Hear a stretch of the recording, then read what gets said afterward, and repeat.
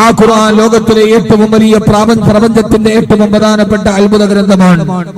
എന്തുകൊണ്ടാണ് അല്ലാഹുവിന്റെ ഖുർആൻ ഇത്രത്തോളം അത്ഭുതകരമായി മാറിയത് എന്നത് നാം എല്ലാവരും മനസ്സിലാക്കുന്നത് പോലെ അതിന്റെ ഒരൊറ്റ ഉത്തരമാണ് ഖുർആൻ പറഞ്ഞത്. അള്ളാഹുവിന്റെ വിശുദ്ധമായ ഖുർആനെ ലോകത്തിന് മുമ്പിൽ അവതരിപ്പിച്ച് പരിചയപ്പെടുത്തി കൊടുക്കുമ്പോ അല്ലാഹു സുബ്ഹാനഹു വ തആല ഖുർആനിനെ കുറിച്ച് അടിവരയിട്ട് പറഞ്ഞൊരു വാക്കുണ്ട്. ഞാൻ അതിലേക്ക് കടക്കുകയാണ്. അത് മറ്റൊന്നുമല്ല, അള്ളാഹുവിന്റെ ഖുർആൻ പറഞ്ഞു, മാ ഫറത്നാ ഫിൽ കിതാബി മിൻ ഷൈ, ഈ വേദഗ്രന്ഥത്തിൽ ഞാൻ ഒന്നും ഒഴിവാക്കിയിട്ടില്ല.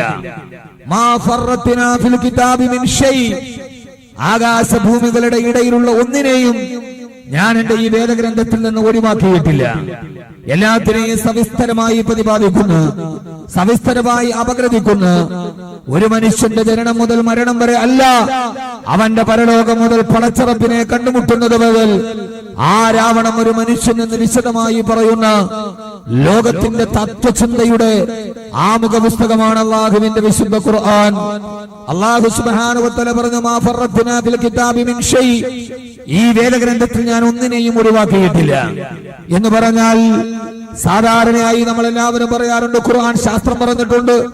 ആരോഗ്യശാസ്ത്രം, ജീവശാസ്ത്രം, ഭ്രൂണശാസ്ത്രം, ഭൗതിക ശാസ്ത്രം, ഭൗമശാസ്ത്രം, അസ്ട്രോണമി, ജോഗ്രഫി, ബയോളജി, ഹ്യൂമാനിറ്റി എന്നുവേണ്ട ലോകത്തിന്റെ ശാസ്ത്ര സംഹിതകളെയും മനുഷ്യത്വത്തെ പോലും പറഞ്ഞു കൊടുത്ത ആ ഖുർആൻ ഒന്നും ഒഴിവാക്കിയിട്ടില്ല. മാ ഫറത്നാ ഫിൽ കിതാബി മിൻ ഷൈ, ഞാനൊന്നും ഒഴിവാക്കാതെ ആകാശത്തെ, ഭൂമിയെ, നക്ഷത്രങ്ങളെ, താരാപഥങ്ങളെ, നബൂലകളെ, ഗാലക്സികളെ, മണ്ണിനെ, വിണ്ണിനെ, നാൽക്കാലികളെ, ഇരുകാലികളെ, ഏകകോശ ജീവിയായ അമീബയടക്കമുള്ള ലോകത്തിന്റെ സൂക്ഷ്മാണുക്കളെയും പരമാണുക്കളെയും എന്നുവേണ്ട ആനയുടെ പേര് ഒരു സൂക്തത്തിന് തന്നെ നാമകരണം ചെയ്തു കൊടുത്തു അള്ളാഹുവിന്റെ വിശുദ്ധമായ ഖുർആൻ. അള്ളാഹു പറയാണ്, ഞാൻ ഒന്നും ഒഴിവാക്കിയിട്ടില്ല. ശാസ്ത്രം ഇതിൽ പറഞ്ഞിട്ടുണ്ട്. പക്ഷേ നമ്മെ സംബന്ധിച്ചോളം വളരെ പ്രധാനപ്പെട്ട ഒരു വിഷയം ഇവിടെ നാം മനസ്സിലാക്കേണ്ടത്, നാമളൊക്കെ പ്രസംഗിക്കുമ്പോൾ നമ്മളെല്ലാവരും പറയാറുണ്ട്, ഇന്ന് ശാസ്ത്രം കണ്ടുപിടിച്ച കാര്യങ്ങൾ 1400 വർഷം മുമ്പ് അള്ളാഹുവിന്റെ ഖുർആൻ പറഞ്ഞതാണ്. നമ്മളെല്ലാവരും സ്ഥിരമായി പ്രഭാഷക ശൈലിയിൽ കേൾക്കുന്ന, പ്രഭാഷക വേദിയിൽ കേൾക്കുന്ന ഒരു പതിവ് അവകാശവാദമാണ്, അള്ളാഹുവിന്റെ ഖുർആൻ ശാസ്ത്ര ഗ്രന്ഥമാണ്, 1400 വർഷം മുമ്പ് ഖുർആൻ പറഞ്ഞതാണ് ഇപ്പൊ ശാസ്ത്രലോകം കണ്ടുപിടിക്കുന്നത് എന്ന് പറയുമ്പോ ആദ്യം തന്നെ ഈ ഖുർആന്റെ പ്രഭാഷണം കേൾക്കാൻ എത്തിയവരോട് ഞാൻ പറയുന്നു, അള്ളാഹുവിന്റെ ഖുർആനിൽ 6666 ആയത്തുകളിൽ 1000-ൽ പരം വരുന്ന ആയത്തുകൾ അല്ലാഹു സുബ്ഹാനഹു വ തആല ശാസ്ത്രം പറയാനാണ് ഉപയോഗിച്ചത്. നരകം പറയാനല്ല, മീസാൻ പറയാനല്ല, സിറാത്ത് പറയാനല്ല. 1000-ൽ പരം വരുന്ന ആയത്തുകൾ, അതായത് ഖുർആനിന്റെ 1/6 ഭാഗം എന്ന് പറഞ്ഞാൽ 30 ജുസുകളിൽ 5 ജുസുകളോളം അല്ലാഹു സുബ്ഹാനഹു വ തആല ഉപയോഗിച്ചത് ശാസ്ത്രത്തെ കുറിച്ച് പറയാനാണ്. ഈ പരമാർത്ഥം നമ്മൾ മനസ്സിലാക്കണം. ഈ പരമാർത്ഥം നമ്മൾ മനസ്സിലാക്കണം. ഖുർആനിന്റെ 6000-ൽ പരം വരുന്ന ആയത്തുകളിൽ 1000-ൽ പരം വരുന്ന ആയത്തുകൾ ശാസ്ത്രത്തെ കുറിച്ചാണ്. ഇനി അപ്പോൾ അതിന്റെ അർത്ഥം എന്താ? അള്ളാഹുവിന്റെ ഖുർആനിൽ 30 ജുസു ഉള്ളതിൽ 5 ജുസുകളോളം അള്ളാഹു മാറ്റിവെച്ചത് ശാസ്ത്രത്തെ കുറിച്ച് പറയാനാണ്.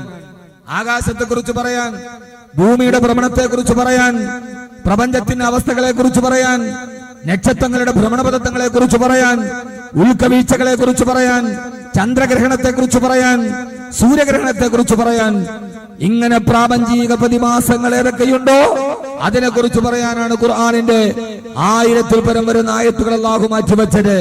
പക്ഷേ ഞാൻ അടിവരയിട്ട് പറയുന്നു, പക്ഷേ അള്ളാഹുവിന്റെ ഖുർആന്റെ ലക്ഷ്യം ശാസ്ത്രം പറയലായിരുന്നില്ല. ആ ശാസ്ത്രത്തിന്റെ പുറകിലും നിൽക്കുന്ന നിർമ്മാതാവിനെ, ഉടമസ്ഥനായ റബ്ബിനെ കുറിച്ച് പറയലായിരുന്നു അള്ളാഹുവിന്റെ ഖുർആനിന്റെ ഉദ്ദേശം, അല്ലാതെ ശാസ്ത്രം പറയലായിരുന്നില്ല. നമുക്കിന്ന് വെച്ച് ഏറ്റവും പ്രധാനപ്പെട്ട ഒരു വീഴ്ച, ഖുർആനിനെ ശരിയായി മനസ്സിലാക്കാൻ നമുക്ക് കഴിഞ്ഞിട്ടില്ല എന്നതാണ്. ഖുർആനിനെ കൃത്യമായി മനസ്സിലാക്കാൻ നമുക്ക് കഴിഞ്ഞിട്ടില്ല എന്നതുള്ളതാണ്. എന്നാൽ അള്ളാഹുവിന്റെ ലക്ഷ്യം ശാസ്ത്രം പറയലായിരുന്നില്ല. അള്ളാഹുവിന്റെ ലക്ഷ്യം ആ ശാസ്ത്രത്തിലൂടെ ഇതിന്റെ ഈ പ്രപഞ്ചത്തിന്റെ നിർമ്മാതാവായ അള്ളാഹുവിനെ കുറിച്ച്, പരലോകത്തെ കുറിച്ച് പറയാനാണ് അള്ളാഹു സുബ്ഹാനഹു വ തആല ഖുർആനിൽ ശാസ്ത്രത്തെ പറഞ്ഞത്. അപ്പൊ പൂർണ്ണമായും ഖുർആനിന്റെ ലക്ഷ്യം അള്ളാഹുവിനെ അറിയുക എന്നതാണ്. നിന്റെ സിട്ടാവിനെ അറിയുക, നിന്റെ റബ്ബിനെ അറിയുക. അള്ളാഹു മനുഷ്യനോട് സംസാരിച്ചത് ഹാദാ കലാമുല്ലാഹ്, ഇത് അള്ളാഹുടെ കലാമാണ്. അള്ളാഹു നമുക്കത് മനസ്സിലാക്കാൻ തൗഫീഖ് നൽകട്ടെ. നിങ്ങൾ ആമീനും കൂടെ പറയാതിരുന്ന പിന്നെ ഞാൻ പ്രസംഗം ചുരുക്കലെന്ന് പറഞ്ഞുള്ളൂ. ഇപ്പൊ തന്നെ നിങ്ങൾ ഏതാണ്ട് തളർന്നിരിക്കുന്നു. വെളിയിൽ നിൽക്കുന്ന ആളുകൾ കസേരയിലോട്ട് വന്നിരുന്നാൽ മാന്യമായി പ്രസംഗിക്കാം എന്ന് ഞാൻ വാക്ക് തരുന്നു. ഇല്ലെങ്കിൽ ആ വാക്കിന് ഉറപ്പില്ല. എല്ലാം കഴിഞ്ഞ് തളർന്നവശരായി നിൽക്കുന്ന ഈ കല്യാണമൊക്കെ കഴിഞ്ഞ് മോളെ കെട്ടിച്ചിട്ട് മാപ്പിളയുടെ വീട്ടിലോട്ട് പോയാൽ പിന്നെ വാപ്പാടെ അവസ്ഥ എന്താണോ അതാണ് ഇപ്പൊ ഈ സ്റ്റേജിന്റെ അവസ്ഥ. കല്യാണമൊക്കെ കഴിഞ്ഞു, കാര്യങ്ങളൊക്കെ കഴിഞ്ഞു, പിന്നെ വാപ്പാടെ അതേവരെയുള്ള ഉഷാറൊക്കെ വാപ്പ മറക്കും. പിന്നെ വാപ്പാക്ക് എവിടെയെങ്കിലും ഒന്ന് കാല് നീട്ടി കിടന്നാൽ മതി. എന്നാൽ അതുവരെ വാപ്പ ഒന്നും അറിയില്ല, ഓടിച്ചാടി നടക്കും. എല്ലാം കഴിയുമ്പോ മോളെ കെട്ടിച്ചു, നിക്കാഹ് കഴിഞ്ഞു, ഭർത്താവിന്റെ വീട്ടിൽ പോയി, എല്ലാം കഴിഞ്ഞാൽ പിന്നെ കല്യാണം നടത്തിയ വാപ്പാടെ ആഗ്രഹം എന്താ? കാല് നീട്ടി എവിടെയെങ്കിലും ഒന്ന് പറ. ഇതേവരെ ക്ഷീണമെന്ന് പറഞ്ഞില്ല. ഇപ്പോഴാണ് ഇതിപ്പോ സമാപനമായി, മത്സരം കഴിഞ്ഞു, ട്രോഫി കൊടുത്തു, പ്രൈസ് കൊടുത്തു, എല്ലാം കഴിഞ്ഞു. ഇനിയിപ്പോ സംഘാടകർ ഒരു ചിന്ത, എല്ലാരും ഒരു ചിന്ത, കാല് നീട്ടിയൊന്ന് കിടന്നാൽ മതി. എന്റെ ചിന്ത അങ്ങനെയാണ്. അപ്പൊ ഇതിന്റെ ഇടയിലാണ് ഞാൻ ഇത്രയും വലിയ വാചക കസരത്തിന്. അത് എത്രത്തോളം ഫലപ്രദമാകുമെന്ന് എനിക്കറിയില്ല. അതുകൊണ്ട് വളരെ പ്രധാനപ്പെട്ട ചില കാര്യങ്ങൾ മാത്രം പറഞ്ഞ് ഞാൻ അവസാനിപ്പിക്കുകയാണ്. അള്ളാഹു നമ്മെ സ്വീകരിക്കുമാറാകട്ടെ. ഒന്നുറക്ക ആമീൻ പറയും. കുടിക്കാൻ കുറച്ച് ചൂടുവെള്ളമൊക്കെ ഉണ്ടെങ്കിൽ തന്നാ കൊള്ളാം.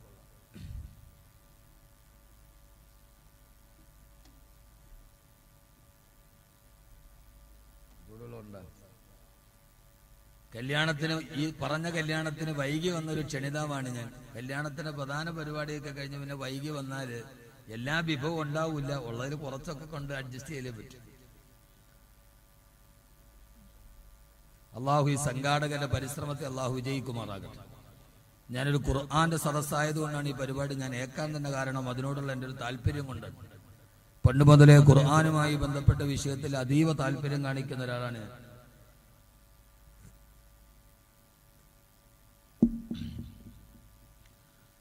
അപ്പോ യഥാർത്ഥത്തിൽ ഈ 3 ദിവസം നടന്ന പരിപാടി കൊണ്ട് നാം അടുക്കേണ്ടത് അള്ളാഹുവിലേക്കാണ്, അവന്റെ ഖുർആനിലേക്കാണ്.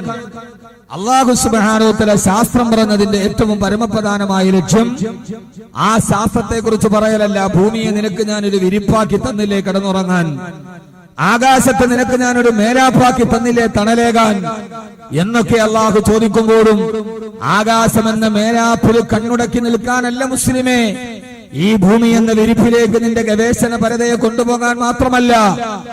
അള്ളാഹു സുബ്ഹാനഹു വ തആല ശാസ്ത്രം പറഞ്ഞതിന്റെ മുമ്പിലുള്ള യുക്തിബോധമേടാ. ഞാൻ ചില ആയത്തുകൾ ഓതുമ്പോൾ നമുക്കത് മനസ്സിലാകും. അലം നജഅലിൽ അർള മിഹാദാ വൽ ജിബാല ഔതാദാ വഖലഖനാകും അസ്വാജാ وجعلنا نومكم سباتا وجعلنا الليل لباسا وجعلنا النهار معاشا. നിങ്ങൾക്ക് ഞാൻ ഭൂമിയെ വിരിപ്പാക്കി തന്നില്ലോ, ആകാശത്ത് നിങ്ങൾക്ക് ഞാനൊരു മേലാപ്പാക്കി തണലിട്ട് തന്നിരുന്നു. നിങ്ങൾക്കൊരു വസ്ത്രം പോലെ ചുരുണ്ട് കിടക്കാൻ ഈ രാത്രിയെ നിങ്ങൾക്ക് ഞാൻ വസ്ത്രമാക്കി തന്നില്ലോ. ഇതെല്ലാം പറഞ്ഞ അല്ലാഹു ആകാശത്തെ കുറിച്ച്, പകലിനെ കുറിച്ച്, രാത്രിയെ കുറിച്ച്, ലോകത്തിന്റെ പ്രധാനപ്പെട്ട ശാസ്ത്ര സത്യങ്ങളിലേക്ക് മനുഷ്യനെ വിളിച്ചോടുകൊണ്ട് അള്ളാഹുവിന്റെ ഖുർആൻ അടുത്തത് പറഞ്ഞു തന്നെന്നറിയോ. ഈ ആകാശത്തെ കുറിച്ച്, ഭൂമിയെ കുറിച്ച് ഞാൻ പറയുമ്പോ അതിൽ നിന്റെ ഗവേഷണങ്ങൾ ഉടക്കി നിൽക്കാനല്ല. അള്ളാഹു പറയാ വനുഫിഖ ബിസ്സൂരി ഫതഅതൂന അഫ്വാജാ വഫുതിഹതിസ് സമാഉ ഫകാനത് അബ്വാബാ വസീറത്തിൽ ജിബാലു ഫകാനത് സറാബാ. അള്ളാഹു പറഞ്ഞെന്നറിയോ, അള്ളാഹുവിന്റെ ഖുർആൻ പറയാ ആകാശത്തെയുടെയും ഭൂമിയുടെയും പ്രാപഞ്ചിക രഹസ്യങ്ങളെ പറഞ്ഞതിന് ശേഷം അള്ളാഹു പറയുന്നു, ഇതൊന്നും നീ ചിന്തിക്കണ്ട, നീ ചിന്തിക്കേണ്ടത് എന്തെന്നറിയോ.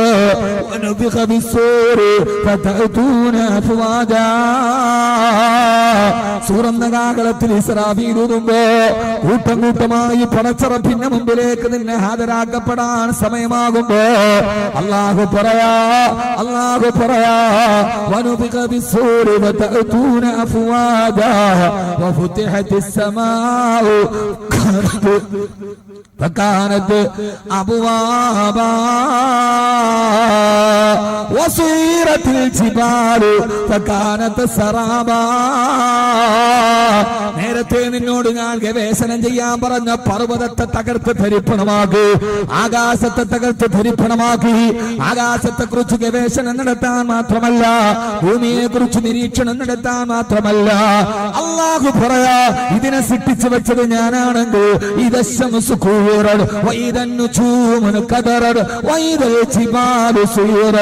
ഇതിനെയെല്ലാം തകർത്ത് ധരിപ്പണമാക്കിയിട്ട് ആകാശമില്ലാത്ത, ഭൂമിയില്ലാത്ത, നക്ഷത്രമില്ലാത്ത, വൃക്ഷങ്ങളില്ലാത്ത, തരുക്കളില്ലാത്ത, താരകമില്ലാത്ത ഒരു ലോകത്തെ സൃഷ്ടിക്കുന്ന എന്റെ തമ്പുരാനുണ്ടല്ലോ. യൗമ തുബദ്ദലുൽ അർളു ഗൈറൽ അർളി വസ്സമാവാതു വബറസൂ ലില്ലാഹിൽ വാഹിദിൽ ഖഹാർ. ആകാശഭൂമികളെ തകർത്ത് ധരിപ്പണമാക്കി മാനവരാശിയെ കൊന്നൊടുക്കുകയുണ്ട്. അവസാനം പരലോകമെന്ന ലോകത്തെ സംവിധാനിക്കാൻ കഴിയുന്ന എന്റെ കുതിരത്തിനെ കുറിച്ച് നിങ്ങൾക്ക് ബോധ്യപ്പെടുത്താനാണ് ആകാശത്തിന്റെ രഹസ്യത്തെ ഞാൻ പറഞ്ഞു തന്നത്. അല്ലാഹുല്ലദീ റഫഅ സമാവാതി ബിഗൈരി അമദിൻ തറൗനഹാ. അല്ലാഹു ചോദിക്കുകയാണ്, മാനവാ ആകാശത്തേക്ക് എന്തേ നീ നോക്കുന്നില്ല? ഇതാണ് ഖുർആനിന്റെ പ്രത്യേകത. വെള്ളിയാഴ്ച നിസ്കരിക്കാൻ വേണ്ടി ഇമാമിന്റെ പുറകിൽ നിൽക്കുകയാണ്, നിസ്കാരത്തിന് വേണ്ടി പടച്ചറപ്പിലേക്ക് മനസ്സിനെ കേന്ദ്രീകരിക്കുകയാണ്. അല്ലാഹു അക്ബർ എന്ന് പറഞ്ഞ് സർവ്വചിന്തകളും വെളിയിലേക്ക് കളഞ്ഞ് അല്ലാഹുവിനെ മാത്രം ആഗ്രഹിച്ച് കൈകെട്ടുകയാണ്. വെള്ളിയാഴ്ചക്ക് വായിപ്പള്ളിയിലെ ഇമാം സൂറത്തുൽ ഫാത്തിഹ ഓതിയിട്ട് ആദ്യത്തെ റക്അത്തിൽ ഓതുന്നതെന്താ? നിസ്കാരത്തിൽ സുജൂദിലേക്ക് നോക്കണം, അല്ലാഹു അല്ലാത്തതിനെ ചിന്തിക്കരുതെന്ന് പറഞ്ഞ ഖുർആൻ ഇമാം ഓതുകയാണ്. ഫലാ യൻളുറൂന ഇലൽ ഇബിലി കൈഫ ഖുലിഖത് വഇലസ് സമാഇ കൈഫ റുഫിഅത് വഇലൽ ജിബാലി കൈഫ നുസിബത്. ഏ കൈകെട്ടി നിൽക്കുന്ന മനുഷ്യ, അഫലാ യൻളുറൂന എന്തേ നീ നോക്കുന്നില്ല? ഇലസ് സമാഇ കൈഫ റുഫിഅത് ആകാശത്തെ എങ്ങനെയാണ് ഉയർത്തപ്പെട്ടതെന്ന് നീ നോക്കാത്തതെന്താ? യഥാർത്ഥത്തിൽ നോക്കാൻ പാടില്ല, സുജൂദിന്റെ സ്ഥലത്തേക്കാണ് നോക്കേണ്ടത്. ആ സമയത്തും ആകാശത്തേക്ക് നോക്കാത്തതെന്ന്, ഒട്ടത്തെ കുറിച്ച് ചിന്തിക്കാത്തതെന്ന്, ഭൂമിയെ കുറിച്ച് ഗവേഷണം നടക്കാത്തതെന്ന് അള്ളാഹുവിന്റെ ഖുർആൻ അടിക്കടി ചോദിക്കുമ്പോ അള്ളാഹു പറയുന്നു, ഞാനിത് ചിന്തിക്കാൻ വേണ്ടി മാത്രമല്ല, ഇതിനെല്ലാം തകർത്ത് ധരിപ്പണമാക്കിയിട്ട് പരലോകം സൃഷ്ടിക്കാൻ എന്റെ റബ്ബിനെ കഴിയുമെന്ന്. അല്ലാഹുല്ലദീ റഫഅ സമാവാതി ബിഗൈരി അമദിൻ തറൗനഹാ. ഒരു തൂണ് പോലുമില്ലാതെ ആകാശത്തെ ഉയർത്തിയിരിക്കുന്നവരാരാ? ഇത് അല്ലാഹു പറയുന്നത് എന്തിനാണ്? ഖുർആൻ ഒരു തൂണ് പോലുമില്ലാതെ ആകാശമെന്ന പ്രവിശാലമായ ലോകത്തെ താങ്ങി നിർത്താൻ കഴിയുന്നവന് നാളെ കോടാനുകോടി ജനങ്ങളെ നിരത്തുന്ന പരലോകം സൃഷ്ടിക്കാൻ ഈ യാതൊരുവിധ ബന്ധപ്പാടുമില്ലെന്ന് ഓർമ്മിപ്പിക്കാനാണ് അല്ലാഹുവിന്റെ ഖുർആൻ ആകാശത്തെ കുറിച്ച് പറഞ്ഞു തന്നത്, നക്ഷത്രത്തെ കുറിച്ച് പറഞ്ഞു തന്നത്. ഇതിലൂടെ നിങ്ങൾ അല്ലാഹുവിനെ അറിയണേ, അവനിലേക്ക് നിങ്ങൾ അടുക്കണേ, അവനിലേക്ക് നിങ്ങൾ അല്ലാഹുവിനെ കുറിച്ച് മനസ്സിലാക്കി അല്ലാഹുവിലേക്ക് ഇർജിഊ ഇലല്ലാഹ്. നിങ്ങൾ അല്ലാഹുവിലേക്ക് അടുക്കാൻ വേണ്ടിയാണ് ഈ ഖുർആനിനെ ഞാൻ അവതരിപ്പിച്ചതെന്ന് അല്ലാഹുവിന്റെ വിശുദ്ധ ഖുർആൻ. അല്ലാഹു നമുക്ക് തൗഫീഖ് നൽകി അനുഗ്രഹിക്കുമാറാകട്ടെ. അല്ലാഹു നമുക്ക് തൗഫീഖ് നൽകി അനുഗ്രഹിക്കുമാറാകട്ടെ. അല്ലാഹുവിന്റെ ഖുർആൻ ഒരു അത്ഭുതമാണ്. ആദരവായ പ്രവാചകൻ നബി മുഹമ്മദ് മുസ്തഫ, നമ്മുടെ നബിദിനമൊക്കെ അവസാനിച്ചു. ആദരവായ പ്രവാചകൻ നബി മുഹമ്മദ് മുസ്തഫ സല്ലല്ലാഹു അലൈഹി വസല്ലം, അല്ലാഹുവിന്റെ പ്രവാചകൻ ലോകത്തിന് നൽകിയ ഏറ്റവും വലിയ റബീഉൽ അവ്വലിന്റെ സംഭാവന തന്നെ വിശുദ്ധ ഖുർആൻ. ഹബീബായ നബി മുഹമ്മദ് മുസ്തഫ സലാത്ത് ഫാനൊന്നും ഇല്ലേ? ഫാൻ അതിന് മുകളിൽ വെക്കും.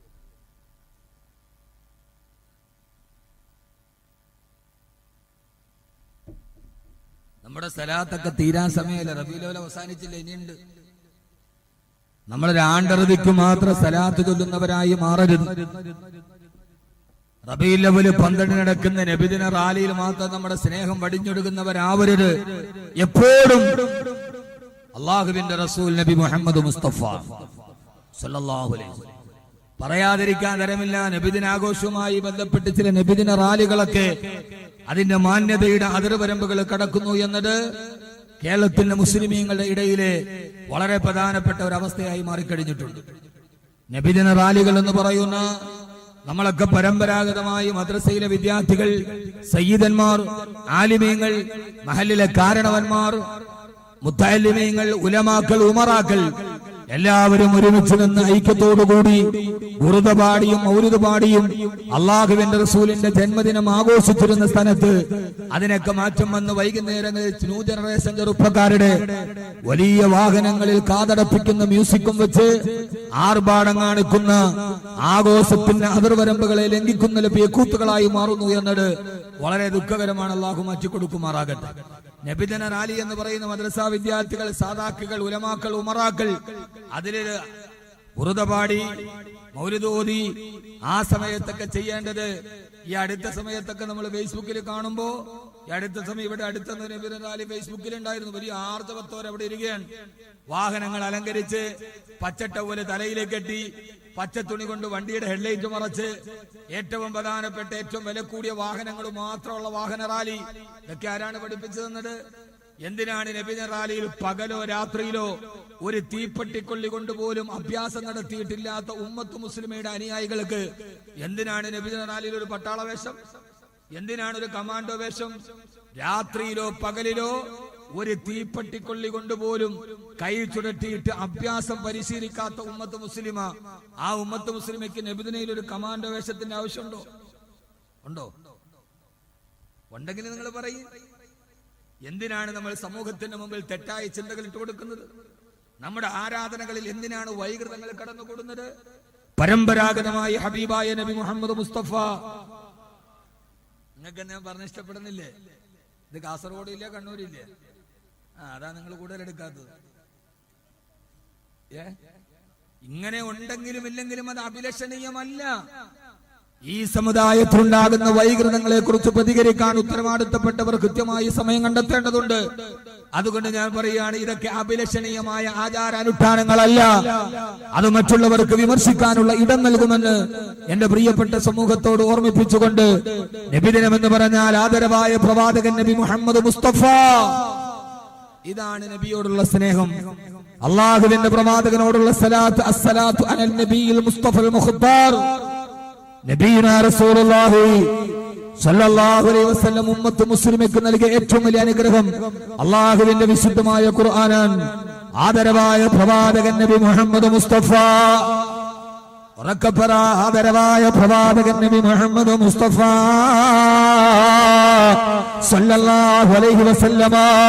എന്താ അള്ളാഹുവിന്റെ വിശുദ്ധമായ ഖുർആൻ എന്നറിയോ?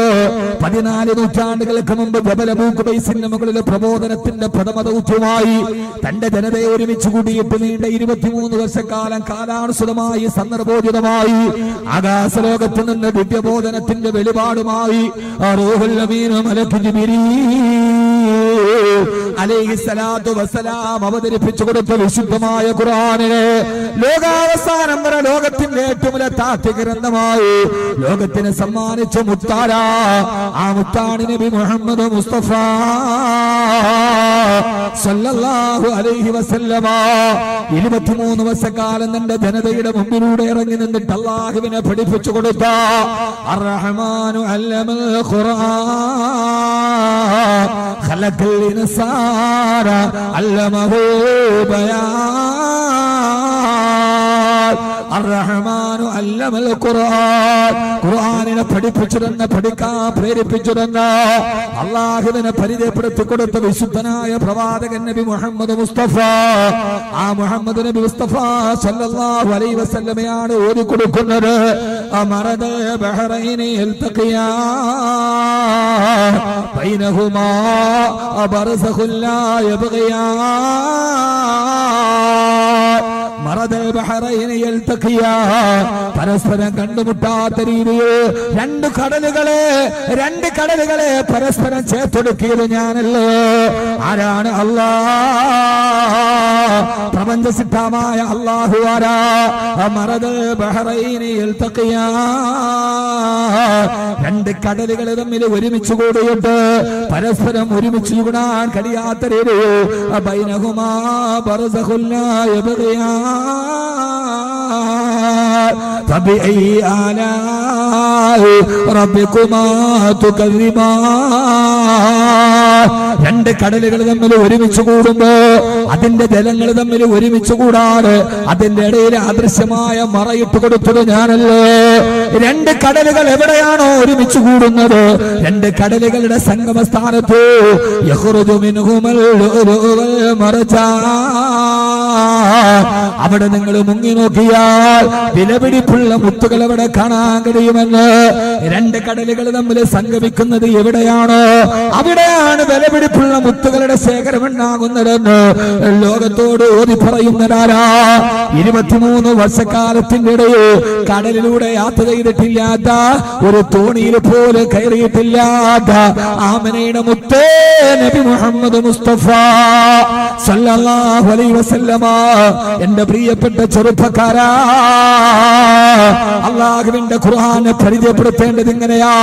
നേരത്തെ ഫിറോസ് സാഹിബ് സൂചിപ്പിച്ചതുപോലെ ആടുമേക്കാൻ പോകാൻ പറയുന്ന ബഹുസ്വര സമൂഹത്തിന്റെ അസ്വാരസ്യങ്ങളിൽ നിന്നും അസ്വസ്ഥതകളിലും മാറി നിന്നിട്ട് ഒരു മനുഷ്യ സമൂഹത്തിനോടുള്ള കടമകൾ നിർവഹിക്കാറ് വീടിന് 4 ചുവരുകൾക്കുള്ളിൽ ആരാധനകൾ കൊണ്ട് ഒടുങ്ങിക്കൂടണമെന്ന് പറയുന്നതല്ല അല്ലാഹുവിന്റെ വിശുദ്ധമായ ഖുർആനാരാ.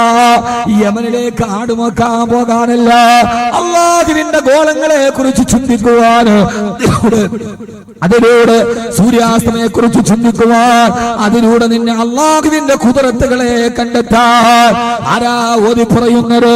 രണ്ട് കടലുകൾ ഒരുമിച്ച് കൂടുന്ന സ്ഥാനത്താണ് വിലപിടിപ്പുള്ള മുത്തുകളെന്ന് പറയുന്നവരാരാ? ഇതേവരെ കടലിൽ സഞ്ചരിച്ചിട്ടില്ലാത്ത ആമനയുടെ മുത്ത്, ആദർശത്തിന്റെ സത്ത്, ആദരമായ പ്രവാചകൻ നബി മുഹമ്മദ് മുസ്തഫ സല്ലല്ലാഹു അലൈഹി വസല്ലം അല്ലാഹുവിന്റെ റസൂൽ കടലിൽ യാത്ര ചെയ്തിട്ടില്ല. ആ പ്രവാചകനാണ് ഓതി പറയുന്നത് കടലുകളുടെ ഇടയിലുള്ള അത്ഭുതത്തെ കുറിച്ച്. ഇതാണ് ഖുർആൻ. ഖുർആൻ പഠിക്കുക എന്ന് പറഞ്ഞാൽ എന്താ മനസ്സിലാകേണ്ടത്? അവൻ ലോകത്തിലെ ഏറ്റവും വലിയ ചിന്തകനാവുകയാണ്. ഇവിടെ ഈ ഖുർആൻ പഠിച്ച ഹാഫിളുകൾ അവര് പ്രൈസ് വാങ്ങിച്ചു പോകുമ്പോൾ നിങ്ങളൊക്കെ കരുതുക ഖുർആൻ പഠിക്കാന്ന് പറഞ്ഞാൽ കോഴി അറുക്കണം മുരിയാരാവുക എന്നാണ്. ആ മുരിയാര് കുട്ടി കോഴിയുടെ കൈത്തറക്കാൻ പഠിച്ചു. അതല്ല ഖുർആൻ. ഖുർആൻ എന്ന് പറഞ്ഞാൽ പരമാണു മുതൽ പരലോകം വരെ, ആറ്റം മുതൽ ആഖിറം വരെ നീ എന്താവണം, നീ എങ്ങനെ ജീവിക്കണം, ഏത് രീതിയിൽ പോകണമെന്ന് പറഞ്ഞ വിശുദ്ധ ഖുർആൻ. അള്ളാഹു നമുക്ക് തൗഫീഖ് നൽകി അനുഗ്രഹിക്കുമാറാകട്ടെ. അള്ളാഹു നമുക്ക് തൗഫീഖ് നൽകി അനുഗ്രഹിക്കുമാറാകട്ടെ. യഥാർത്ഥത്തിൽ എന്റെ സഹോദരങ്ങളെ, ലോകത്ത് ഖുർആൻ പറയാത്തതൊന്നുമില്ല.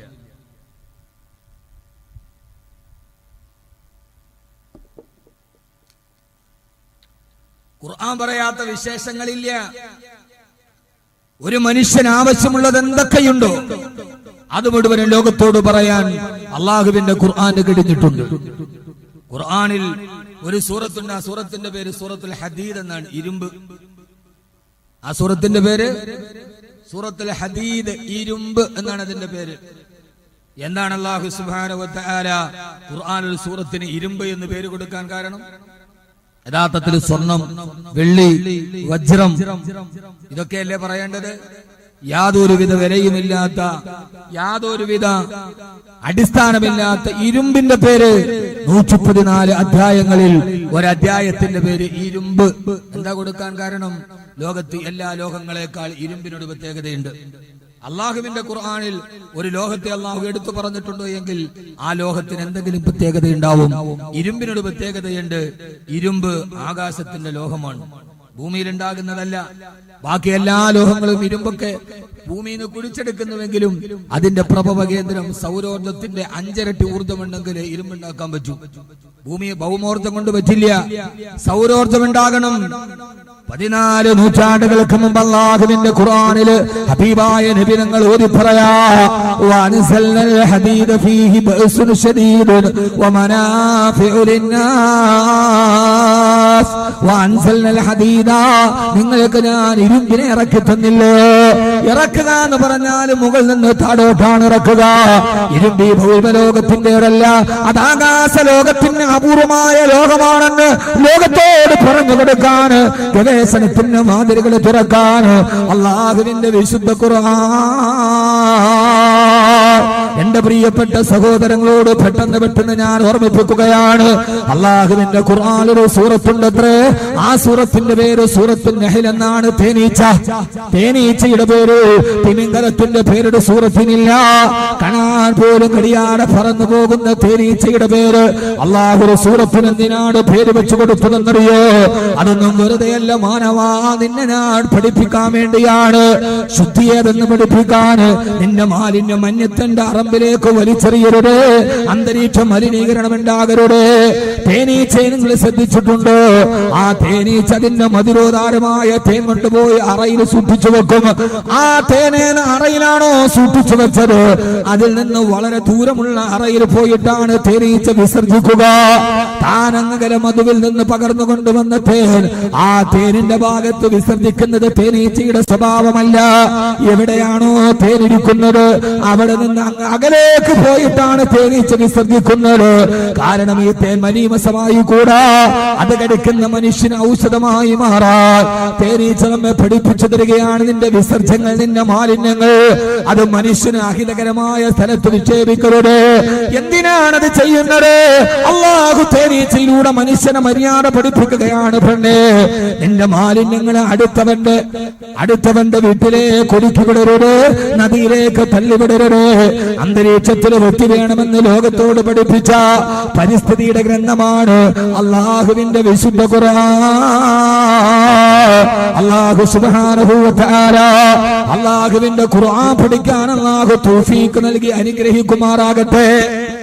അല്ലാഹുവിന്റെ ഖുർആൻ ഒരു അപാരമായ ഗ്രന്ഥമാണ്.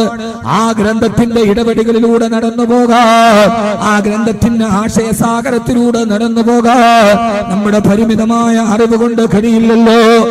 അല്ലാഹുവേ, അല്ലാഹുവേ, നീ ഞങ്ങളെ അനുഗ്രഹിക്കണേ അല്ലാ. ആ ഖുർആന്റെ വടിയിലൂടെ നടക്കാൻ അല്ലാഹുവേ നീ ഞങ്ങൾക്ക് തൗഫീഖ് നൽകണേ തമ്പുരാനെ. അല്ലാഹുവിന്റെ വിശുദ്ധമായ ഖുർആനിൽ സൂറത്തുണ്ട്, സൂറത്തുൻ നംല എന്ന് പറഞ്ഞാൽ അതിന്റെ അർത്ഥം ഉറുമ്പ് എന്നാണ്. അവിടെ ഖുർആൻ ഒരു കഥ പറയുന്നുണ്ട്. നമ്മൾ സാധാരണ കഥ ഇഷ്ടപ്പെടുന്നവരാണല്ലോ. ഇത്രയും നേരം ഖുർആനൊക്കെ കേട്ടിട്ട് ഞാൻ നിങ്ങൾക്കൊരു ചെറിയ കഥ പറഞ്ഞുതരാം. പറഞ്ഞുതരട്ടെ?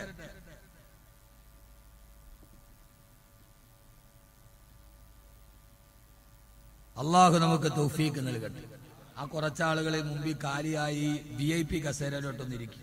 ഇപ്പൊ നമ്മളെല്ലാവരും ഒന്നിച്ച VIP കസേര ഇത്ര ഒഴിവായി കിടന്ന എങ്ങനെ സംസാരിക്കും? ഫ്രണ്ടിൽ കുറെ കസേര ഒഴിവാണ്. കുറച്ചു പേരെ സംഘാടകർ ഒന്ന് വോളണ്ടിയേഴ്സ് ഒന്ന് കുറച്ചു പേരെ ഫ്രണ്ടിലോട്ടും കയറ്റി, കുറച്ചു പേരെ. ബസ്സെങ്കിൽ ഒരു സുഖമില്ല, എല്ലാരും തളർന്നും തോന്നുന്നു.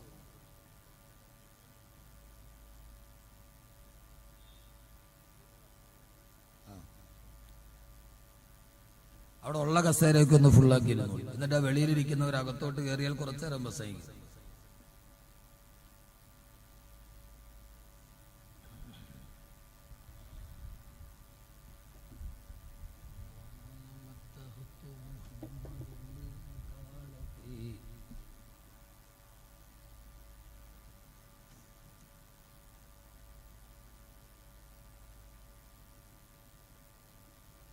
ശരി ശരി, അല്ല ആ ബാക്കി ഇരിക്കുന്നവരൊക്കെ ഫ്രണ്ടിലുള്ള കസേരയിലോട്ട് ഇട്ടോളൂ.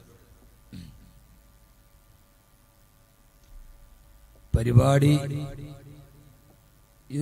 ഈ കൗവായി മുസ്ലിം യൂത്ത് സെന്ററിൻ്റെതാണെങ്കിലും അവരൊരു അഡ്ജസ്റ്റ് ചെയ്തിട്ടുണ്ട്. പച്ച കസേരയുണ്ട്, ചുവന്നതുണ്ട്, രണ്ടുമുണ്ട്. പച്ച മാത്രല്ല,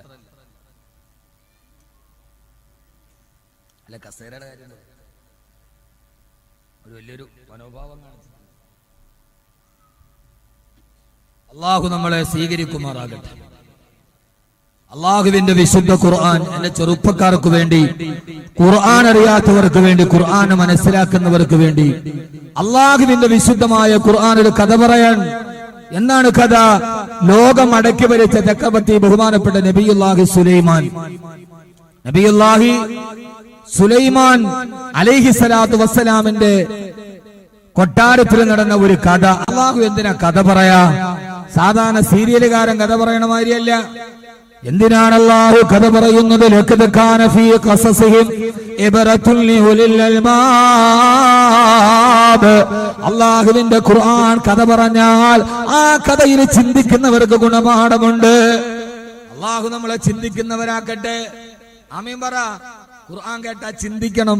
നമുക്ക് ചിന്തിക്കാൻ പറ്റുന്നില്ല. എന്തുകൊണ്ട്? അതിന്റെ കാരണം ഞാൻ അവസാനം പറയാം. ഈ കഥ കേട്ടിട്ട് നിങ്ങൾ ചിന്തിക്കുക.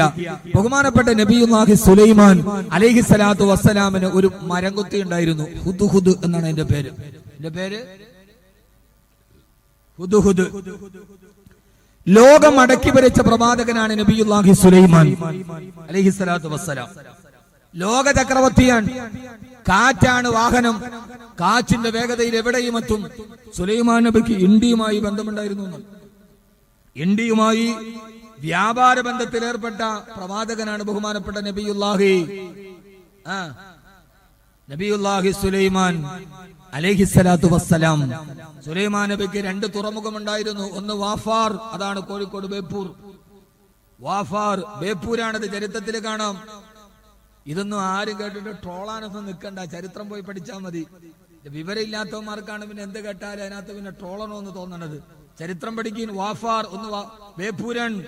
മഹാനായ നബിയുല്ലാഹി സുലൈമാൻ അലൈഹിസ്സലാത്തു വസ്സലാം വ്യാപാര ബന്ധത്തിൽ ഏർപ്പെട്ടിട്ടുണ്ട്. അത്രയും വലിയ പ്രവാചകനാണ് മഹാനായ നബിയുല്ലാഹി സുലൈമാൻ നബി അലൈഹിസ്സലാത്തു വസ്സലാം. സുലൈമാൻ നബിക്ക് ഒരു വളർത്തുപക്ഷി ഉണ്ടായിരുന്നു, ഹുദ്ഹുദ്. എല്ലാ ദിവസവും രാവിലെ ഹുദ്ഹുദ് കൊട്ടാരത്തിൽ നിന്ന് പോകും. നാട് മുഴുവനെ കറങ്ങി നടന്ന് വൈകുന്നേരമാകുമ്പോ കാണുന്ന വിശേഷങ്ങൾ മുഴുവനും സുലൈമാൻ നബിയോട് പറഞ്ഞു കൊടുക്കുന്ന സുലൈമാൻ നബിയുടെ ഒരു CIA ആയിരുന്നു ഹുദ്ഹുദ്. ഹുദ്ഹുദിന്റെ ജോലി നമ്മുടെ ചില പെണ്ണുങ്ങളുടെ ജോലിയാണ്. രാവിലെ ഇറങ്ങുക, നാട് മുഴുവൻ കറങ്ങുക, ആവശ്യമുള്ളതൊക്കെ പിടുങ്ങുക, എന്നിട്ട് വൈകുന്നേരം മഞ്ഞ് ആരുടെയൊക്കെ ഇങ്ങനെ പറഞ്ഞു നടക്കുന്ന 1000 നോട്ടീസിന്റെ പ്രതിഫലം ചെയ്യുന്ന ചില പെണ്ണുങ്ങളുടെ ജോലിയാണ് സുലൈമാൻ നബിയുടെ ഹുദ്ഹുദിന്. രാവിലെ പോകും, വൈകുന്നേരമാകുമ്പോൾ മുഴുവൻ ന്യൂസുകളും പിടിച്ചോണ്ട് വരുന്ന ഒരു ചാരനായിരുന്നു ഹുദ്ഹുദ് എന്ന മരംകുത്തി. ഒരു ദിവസം സുലൈമാൻ നബി വൈകുന്നേരം കൊട്ടാരത്തിൽ ഉലാത്തുകൺ. ആ സമയത്ത് സാധാരണ മരംകൊത്തി തിരിച്ചു വരേണ്ടതാണ്. കണ്ടില്ല, താമസിച്ചു. വാർത്ത അറിയാനുള്ള ഒരു ജിജ്ഞാസ ഉണ്ടാവൂലോ നമുക്ക്, ഇല്ലേ?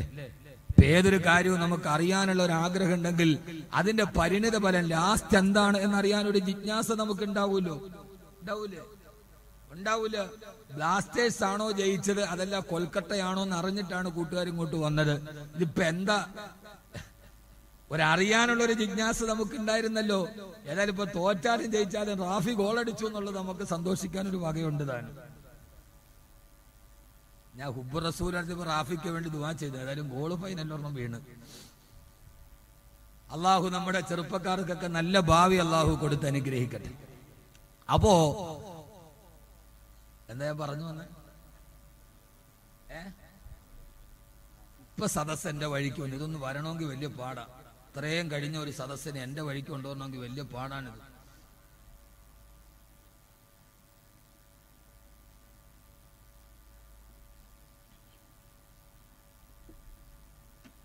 ആ ഹുദ്ഹുദിനെ വൈകുന്നേരമായിട്ട് കാണാനില്ല. വാർത്ത അറിയാനുള്ള വ്യഗ്രതയിൽ സുലൈമാൻ നബി ഇങ്ങനെ കാത്തു നിൽക്കുക. കുറെ നേരമായിട്ടും കാണുന്നില്ല. അപ്പോ മഹാനായ സുലൈമാൻ നബി പറഞ്ഞു അത്രേ, ഖുർആൻ ഇത് പറയാ, സൂറത്തുൻ നംല്, وتفقد الطير فقال ما لي لا أرى الهدهد أم كان من الغائبين. ഇതൊന്നും മുഹമ്മദ് കബീർ സ്വന്തം വാക്കിൽ വളർത്തുന്നതല്ല, അള്ളാന്റെ ഖുർആനാണ്. നമ്മൾ ഓതി അറിയാതെ കടന്നുപോയ ഭാഗങ്ങളാണിത്. വായാന സമയം വൈകിയായിട്ട് ഹുദ്ഹുദിനെ കാണാതിരുന്നപ്പോ സുലൈമാൻ നബി ചോദിച്ചു, പത്ര ഹുദ്ഹുദ് ഇവിടെ പോയി? പതിവ് സമയമായിട്ടും ഹുദ്ഹുദ് ഇന്ന് കൊട്ടാരത്തിലേക്ക് വരുന്നില്ലല്ലോ. ലൗ അദിബന്നഹു അദാബൻ ശദീദാ ഔ ലഅദ്ബഹന്നഹു ഔ ലയതിയനി ബിസുൽത്താൻ മുബീൻ. താമസിച്ചു വരുന്നതിന് പകരമായി ഒന്നുകിൽ ഞാൻ ഇന്ന് ഹുദുഹുദിനെ അടിച്ച് ശരിയാക്കും, ഔലാദ് വഹന്നഹു, അല്ലെങ്കിൽ ഇന്ന് ഞാൻ അതിന്റെ കഴുത്തിറച്ചു മാറ്റിക്കളയും. എന്തേ സമയമായിട്ടും ഹുദുഹുദ് വരുന്നില്ല. ഇങ്ങനെ സുലൈമാൻ നബി ദേശം പിടിച്ചിട്ട് ഹുദുഹുദ് വരാത്ത അരിശത്തിൽ നടക്കുമ്പോഴാണ് അല്ലാഹുവിന്റെ ഖുർആൻ പറയുന്നത് കേൾക്കുക. ഫമക്കത ഗൈറ ബഈദ്, തെല്ലും താമസിച്ചില്ല. മലയാള ഭാഷയിൽ അങ്ങനെയാണ്, തെല്ലും താമസിച്ചില്ല. ഫമക്കത ഗൈറ ബഈദ് ഫഖാല അഹ്തു ബിമാ ലം തഹ്തു ബിഹി. ബഹുമാനപ്പെട്ട സുലൈമാൻ നബി അലൈഹിസ്സലാത്തു വസ്സലാം ഫമക്കത ഗൈറ ബഈദ്, തെല്ലുന്ന മാന്തിച്ചില്ല. ഓടി വന്ന് പറന്നു വന്ന് ഹുദുഹുദ് തന്നെ മുമ്പിൽ നിന്നപ്പോ ഹുദുഹുദിനെ അടിക്കാൻ കയ്യോങ്ങിയ സുലൈമാൻ നബിയോട് ആ ഹുദുഹുദ് പറഞ്ഞു, പത്ര സുലൈമാൻ നബിയെ, എന്നെ നിങ്ങളെ ശിക്ഷിക്കാതിരുന്നാൽ നിങ്ങളെ അത്ഭുതപ്പെടുത്തുന്നൊരു വാർത്തയുമായിട്ടാണ് ഞാൻ വന്നിരിക്കുന്നത്. എന്നെ അടിക്കാതിരുന്നാൽ, എന്നെ ഉപദ്രവിക്കാതിരുന്നാൽ ആ വാർത്ത നിങ്ങളോട് ഞാൻ പറയാം സുലൈമാൻ നബിയെ. ഖുർആനാണിത് പറയുന്നത്. നരകത്തെക്കുറിച്ച് പറഞ്ഞു പേടിപ്പിച്ച, സ്വർഗത്തെക്കുറിച്ച് പറഞ്ഞാശിപ്പിച്ച, മരണത്തിന്റെ ഭയാനതകളെ വിവരിച്ചു തന്ന, എപ്പോഴും കരയണേ ചിരിക്കല്ലേ എന്ന് നമ്മളോട് അടിക്കടി പറഞ്ഞ ഫല്യൽഹഖൂ ഖലീലാ വൽബകൂ കസീറാ, നിങ്ങൾ നന്നായിട്ട് കരയണേ കരയണേ കരയണേ എന്ന് കണ്ണുനീരിന്റെ പ്രാധാന്യം പറഞ്ഞ അതേ ഖുർആനാണ് നമ്മളോട് സംഭവം പറയുന്നത്. സുലൈമാൻ നബിയെ, ഞാൻ നിങ്ങൾക്കൊരു ചൂടുവാർത്ത പറഞ്ഞു തരാം. ഹുദുഹുദ് പറഞ്ഞ് എന്നെ അടിക്കാതിരുന്നാൽ, എന്നെ കൊല്ലാതിരുന്നാൽ ഒരു ചൂടുവാർത്ത എന്റെ കയ്യിലുണ്ട്, അത് നിങ്ങൾക്ക് ഞാൻ പറഞ്ഞുതരാം. സുലൈമാൻ നബി വെട്ടില് വീണു. അടിച്ചാ പിന്നെ ഇത് പറയൂല, അടിച്ചാ പിന്നെ ഇത് പറയൂല. അപ്പോ സുലൈമാൻ നബി പറഞ്ഞു, ശരി, എന്നാ നിന്നെ ഞാൻ അടിക്കുന്നില്ല. എന്താ നിനക്കിന്ന് പറയാനുള്ളത്? എന്താ പറയാനുള്ളത്? ആ സമയത്ത് ബഹുമാനപ്പെട്ട സുലൈമാൻ നബിയോട് ഹുദുഹുദ് പറഞ്ഞൊരു സംഭവം ഖുർആൻ ഉദ്ധരിക്കുകയാ. ഹുദുഹുദ് പറഞ്ഞു, പത്ര സുലൈമാൻ നബിയെ, രാവിലെ പശ്ചിമചക്രവാളത്തിന്റെ കൊട്ടാരത്തിൽ നിന്ന് പറന്നുയർന്ന് ലോകം മുഴുവൻ ഞാൻ പറന്ന് നടക്കവേ ഞാൻ പറന്ന് സബ എന്ന് പറയുന്ന രാജ്യത്തെത്തി. ബലഭൂയിഷ്ടമായ നാട്, സസ്യശ്യാമളമായ നാട്, ഹരിതാപമായ നാട്. ആ നാട്ടിൽ ഞാൻ പറന്നെത്തവേ ഞാൻ അറിഞ്ഞ അത്ഭുതമേടെന്നറിയോ? ആ നാട് ഭരിക്കുന്ന ഞാനെന്നറിയോ? ഇന്നീ വജത്തും തംലികുഹും വഊതിയതു മിൻ കുല്ലി ശൈഇൻ വലഹാ അർശുൻ ആ ഫലഭൂയിഷ്ടമായ സഭ ഭരിക്കുന്നത് അവിടെ ഒരു പെണ്ണാണ് സുലൈമാൻ നബിയെ. നിങ്ങൾ അറിയാതെ ലോക ചക്രവർത്തി എന്ന് പറഞ്ഞ് നിങ്ങൾ നടന്നു. നിങ്ങൾ അറിയാത്തൊരു സ്ഥലമുണ്ട്, സഭ എന്ന സ്ഥലമാ. അവിടെ ആ നാട് ഭരിക്കുന്നതാണല്ലോ ഒരു പെണ്ണാണ്. എന്ന് മാത്രമല്ല, ആ പെണ്ണിനോ വലഹാറുഷുനലീ, ആ പെണ്ണിരിക്കുന്നത് രത്നഖചിതമായ മരതക രത്നങ്ങൾ പതിച്ച സുന്ദരമായൊരു സിംഹാസനം അവൾ കൊണ്ട് സുലൈമാൻ നബിയെ. ആ സിംഹാസനത്തിലാണ് ആ പെണ്ണിരുന്നിട്ട് നാട് ഭരിക്കുന്നത്. ഈ കഥ നന്നായിട്ട് കേട്ടിട്ട് അവസാനം ഞാൻ ട്വിസ്റ്റ് പറയും. അവിടം വരെ നോക്കിയിരിക്കണം. ഇപ്പൊ എല്ലാരും കഥ കേൾക്കാൻ ഉഷാറായി. ആറ്റോ ആഹ്റവും പറഞ്ഞ ആർക്കും വലിയ ഗുണമില്ല. ശാസ്ത്രം പറഞ്ഞ ആർക്കും വേണ്ട. കഥ കേൾക്കാൻ എന്താ ജിജ്ഞാസ? സുലൈമാൻ നബി അവിടെ ഭരിക്കുന്നത് ഒരു പെണ്ണാണ്. ആ പെണ്ണിനാണെങ്കിലോ സുന്ദരമായ ഒരു രാജസിംഹാസനമുണ്ട്, മരതക രത്നങ്ങൾ പതിച്ചൊരു സിംഹാസനം. സുലൈമാൻ നബി അത്ഭുതപ്പെട്ടു പോയി. ഞാൻ ലോകമടക്കി ഭരിക്കുമ്പോ ഞാൻ അറിയാത്തൊരു നാട്ടിൽ ഒരു പെണ്ണ് ഭരിക്കുകയോ?